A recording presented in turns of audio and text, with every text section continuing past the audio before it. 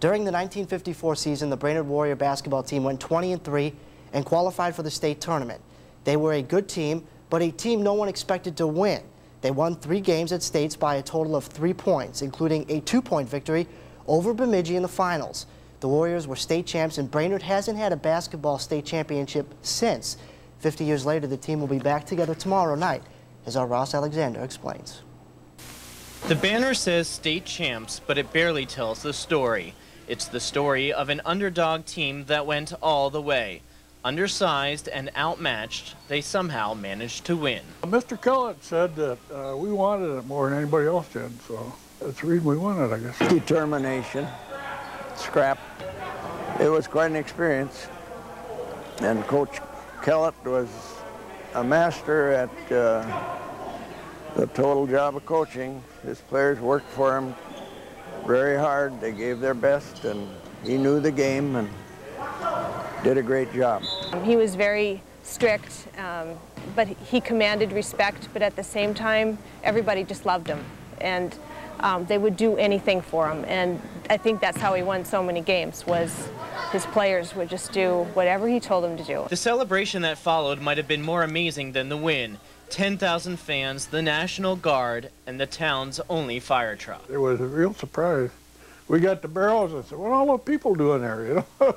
And all of a sudden they started following us. So, it was amazing.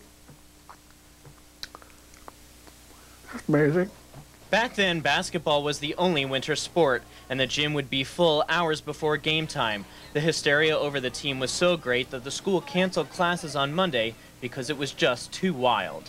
People were carrying the players around town, and cheerleaders were doing cheers, and the town was just so hyped up that the teachers and administration thought that the kids couldn't concentrate on school, so they said, what the heck, we're just going to celebrate. It makes us all proud to be Warriors, to hear what they've accomplished and how they feel about their team and how they feel about their accomplishments. It makes all of us proud. 50 years later, 2 team members have died, along with the team's manager and their beloved coach, who was and is a Brainerd legend. For this Friday night, I mean, this is the 50 year, and then what's after that? You know, there's 100 year. I don't know if I'll be here, you know, for the next big celebration, but this is it, and I guess I hope that people will remember, that people will come and let these players know that they haven't been forgotten, that we still appreciate them, and just remember that spirit that we had then, and maybe we can bring a little bit back now. Tomorrow night will be a time of memories and a time to remember the team that accomplished the incredible.